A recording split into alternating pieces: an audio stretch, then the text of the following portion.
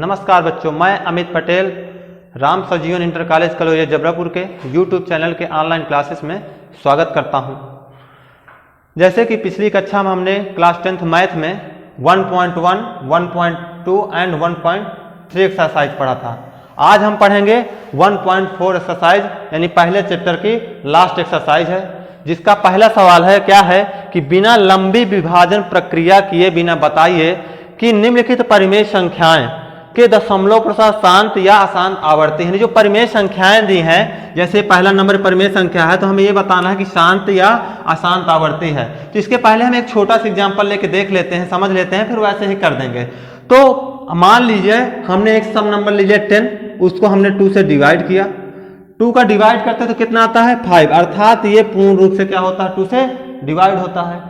अगर क्योंकि हम जानते हैं कि नंबर 2 ही होते हैं, या सम होता है यानी या इवन होता है या आड होता है, तो इसकी जगह एक नंबर आड नंबर भी लेके देख लेते हैं। इसके लिए हमने ले लिया 9 को हमने जैसे 2 से डिवाइड किया तो क्या आ जाएगा 4 2 जा 8, 4.5 आ गया।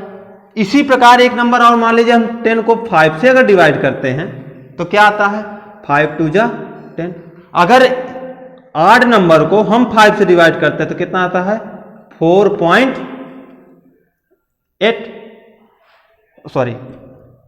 5 का हमने डिवाइड किया 1.8।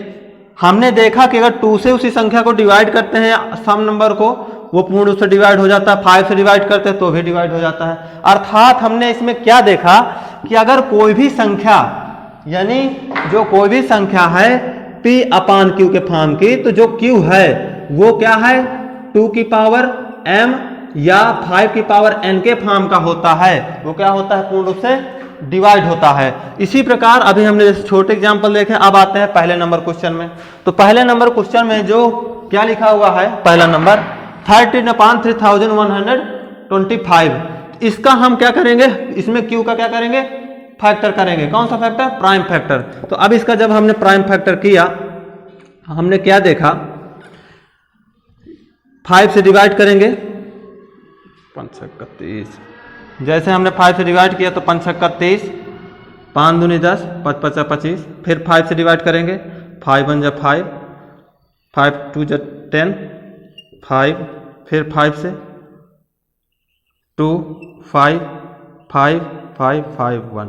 अर्थात हमने क्या देखा, इसका जो फैक्टर आया किस किस फॉर्म के आया 5 की पावर 5 के फॉर्म का। जैसा कि अभी हमने बताया कि कोई भी फैक्टर क्या 2 की पावर m या 5 की पावर n के फॉर्म का होता है, वो क्या होता है पूर्ण से डिवाइड होता है। अर्थात हमें क्या पता चला कि ये जो पहला नंबर है इसका 13/3125 है, वो क्या है टर्मिनेटिंग है। क्या निकला टर्मिनेटिंग, अर्थात वो क्या है दशमलव प्रसार शांत है। ठीक, इसी प्रकार हम अगला नंबर देखेंगे, सेकंड नंबर। तो इसका फैक्टर क्या आया 5 की पावर 5, अर्थात 5 की पावर n के फॉर्म का आ गया। तो हमारा ये क्या हो गया टर्मिनेटिंग हो गया। टर्मिनेटिंग यानी शांत, टर्मिनेटिंग यानी शांत हो गया। अब आते हैं सेकंड नंबर। सेकंड नंबर हमारा क्या कहता है, यानी 17/8 है। जैसे ही हमने इसमें Q का फैक्टर यानी 8 का फैक्टर किया तो क्या होता है 2 4 जा 8, 2 2 जा 4, 2 1 जा 2, अर्थात किसके फॉर्म का आ गया 2 की पावर 3 के फॉर्म का आ गया। अभी हमने बताया कि अगर वो संख्या 2 की पावर m या 2 की पावर 5 की पावर n की फॉर्म की होती है, वो संख्या क्या होती है पूर्ण रूप से डिविजिबल होती है। तो ये संख्या क्या होगी पूर्ण रूप से इसे क्या कर देगी डिवाइड कर देगी। तो इसका दशमलव प्रसार क्या आया टर्मिनेटिंग आया।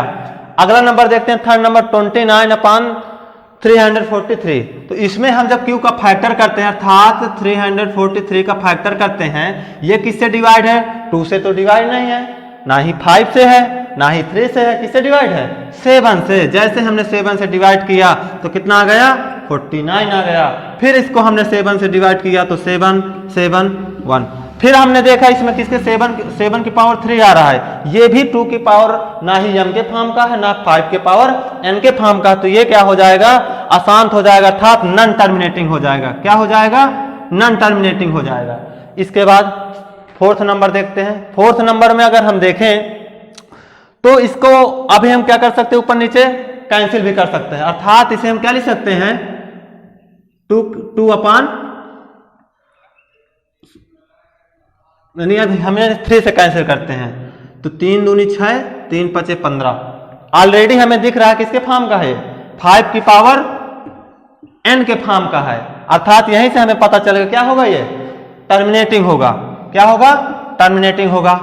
अब आते हैं अगले नंबर में, आते हैं सेकंड नंबर में। सेकंड नंबर क्या कहता है कि ऊपर दिए गए उन परिमेय संख्याओं के दशमलव प्रसारों को लिखिए जो शांत है। अर्थात हमारे जो पहले नंबर क्वेश्चन में दिए थे उनमें जो जो प्रसार क्या थे, शांत थे यानी टर्मिनेटिंग थे, उनके हमको कहाँ में बदलना है, शांत यानी दशमलव प्रसार में बदलना है। तो दशमलव प्रसार में पहला नंबर में जो हमने देखा था कि ये क्या था, पहला नंबर टर्मिनेटिंग था, दूसरा नंबर टर्मिनेटिंग था, तीसरा नंबर नॉन टर्मिनेटिंग था, ठीक, और चौथा नंबर टर्मिनेटिंग था। तो जो हमारे पास टर्मिनेटिंग है यानी शांत दशमलव प्रसार है, उनको हमें कहाँ में कन्वर्ट करना है, दशमलव में। तो इसका जो पहला नंबर है हम देखते हैं, यानी 13 अपान ये लिखा हो 3125, इसको हमने कहाँ बदलना है, दशमलव प्रसार में, क्योंकि हम जानते हैं कि अगर मान लीजिए 25/10 लिखा हुआ है, इसको हम किस फॉर्म में लिख सकते हैं, 2.5 में, ठीक। अगर इसी प्रकार 25/100 लिखा हुआ है, इसको क्या लिख सकते हैं, 0.25 में। अर्थात हम देखते हैं कि नीचे जितने जीरो लगे होते हैं उतने ऊपर उतने पॉइंट बाद क्या लग जाता है, दशमलव लग जाता है। इसी प्रकार हम इसको देखेंगे, इसको हम कैसे करेंगे, हमने देखा था इसका फैक्टर क्या आया था, यानी 13/5 × 5 × 5 × 5 × 5, यही आया था पहले नंबर में, हमने देखा था इसका फैक्टर यही आया था।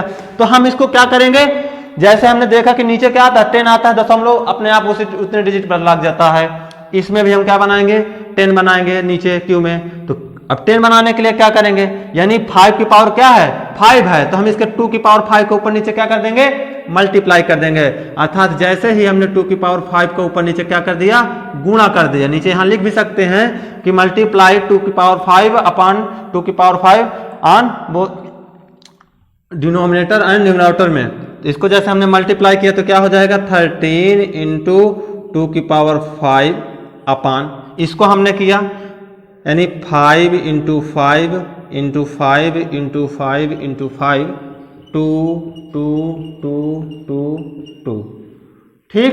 इसको हम कुछ ऐसे फॉर्म में ले सकते हैं, 13/2 की पावर 5 अपान, इसका इसके साथ मल्टीप्लाई करेंगे 10 × 10 × 10 × 10 × 10, इसको कुछ हम ऐसे लिख सकते हैं। इसको हम क्या लिख सकते हैं, 13, इसको कर लेते हैं यानी 2 2 2 जब 4, 2 दूनी 4, 2 दूनी 8, 2 दूनी 16, 2 दूनी 32, अर्थात 13 × 32 अपान 1 2 3 4 5, 1 2 3 4 5।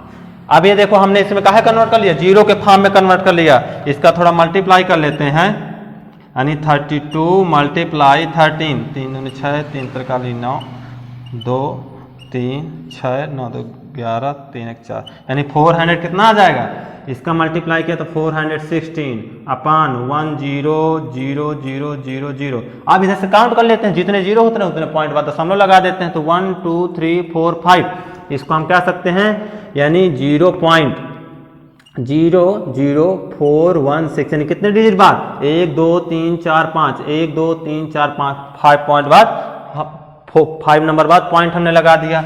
इसी प्रकार हम अगले नंबर को भी देखते हैं, यानी सेकंड नंबर क्या है आपका, 17/8 है।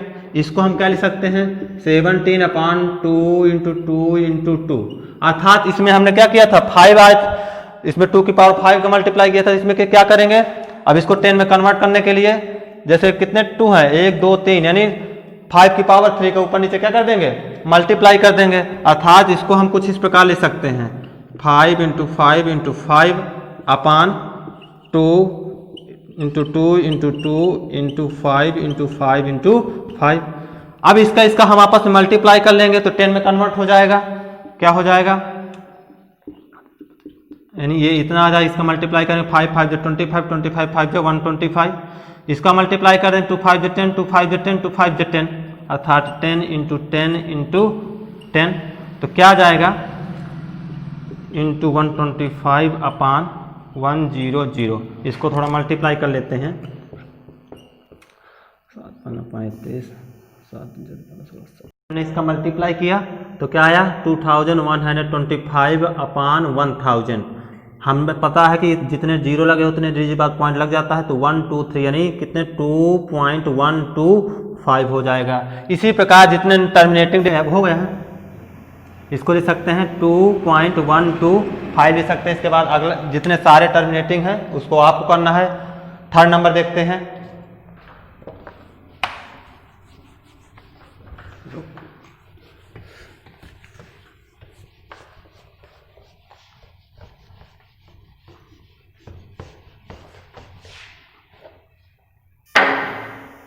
तो इसका जो क्वेश्चन नंबर थर्ड नंबर क्या कहता है कि कुछ वास्तविक संख्याओं के दशमलव प्रसार नीचे दर्शाए गए हैं। यानी कुछ वास्तविक संख्याएं दी हुई हैं, उनके हम दशमलव प्रसार दिए गए हैं कि प्रत्येक स्थिति के लिए निर्धारित कीजिए कि यह संख्या परिमेय संख्या है या नहीं। पहले हमें यह बताना है कि परिमेय संख्या है या नहीं, फिर यदि यह परिमेय संख्या है और P अपान Q के रूप की है तो Q अभाज्य गुणनखंडों के बारे में क्या कह सकता है। Q की हमें क्या निकालना है, वैल्यू निकालना है।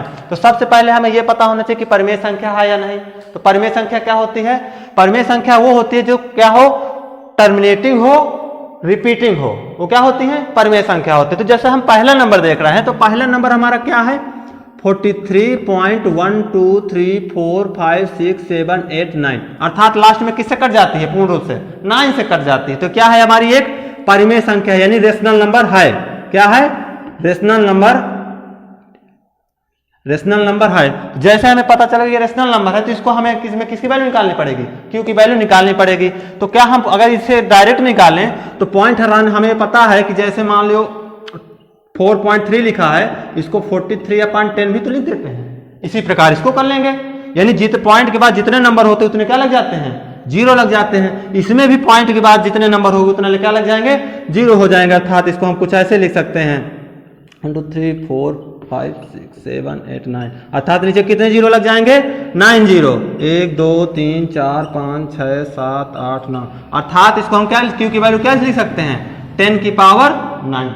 आया समझ में। इसके बाद अगला नंबर देखते हैं। तो जो सेकंड नंबर है वो ना ही आपका रिपीटिंग है और ना ही टर्मिनेटिंग है। हमारे क्वेश्चन में क्या कह रहा है, अगर वो परिमेय संख्या है तो उसका हमें दशमलव प्रसार करना है। तो ये क्या है, ना ही टर्मिनेटिंग है ना ही रिपीटिंग है, तो ये हमारा इरेशनल नंबर हो गया। क्या हो गया, अपरिमेय संख्या हो गई। तो इसका हमें Q की वैल्यू नहीं निकालना। अगले नंबर जो थर्ड नंबर है वो क्या कह रहा है, थर्ड नंबर में लिखा हुआ है 43.123456789 का बार, अर्थात ये क्या है, रिपीटिंग है। क्या है, रिपीटिंग नंबर है, अर्थात ये रिपीट हो रहा है। तो इसके लिए एक कॉन्सेप्ट है, क्या है, जैसे 10/9 करते हैं तो हमारे पास क्या आ जाता है, बार बार 1.111, अर्थात इसे 1.1 का बार भी ले सकते हैं। क्या है, ये रिपीटिंग नंबर आ रहा है। यानी अगर 100/99 करते हैं तो क्या आता है 1.010101, अर्थात 1.01 का बार लिख सकते हैं। अर्थात हमने देखा कि एक संख्या के नीचे जितने 9 होते हैं वो उतनी संख्या बार रिपीटिंग हो जाती है। तो हमारे में कितने हैं, 9 बार में है। तो ये संख्या क्या हो जाएगी, इसको हम ऐसे कुछ लिख सकते हैं 1, इसको पॉइंट हटाने के बाद 1 2 3 4 5 6 7 8 9। यानी हमने ये देखा कि अगर एक संख्या है तो एक 9 आ रहा है, तो एक नंबर का रिपीटिंग आ रहा है। 2 नंबर है तो 2 9 आ रहे हैं, 2 नंबर का रिपीटिंग आ रहा है। इसमें कितने संख्या का रिपीटिंग, 9 नंबर का रिपीटिंग आ रहा है, इसलिए कितने 9 हो जाएंगे, 9 नंबर। यानी 1 2 3 4 5 6 7 8 9, कितने 9 हो जाएंगे, 9। इसमें Q की वैल्यू ये हो जाएगी। तो बच्चों आपको स्वयं करना है और जितने क्वेश्चन रह गए हैं, और अगर इसमें कोई भी परेशानी होती है तो हमारे कमेंट बॉक्स में आप जरूर बता सकते हैं। उसके लिए हम अलग से कोई वीडियो प्रोवाइड करा देंगे। धन्यवाद।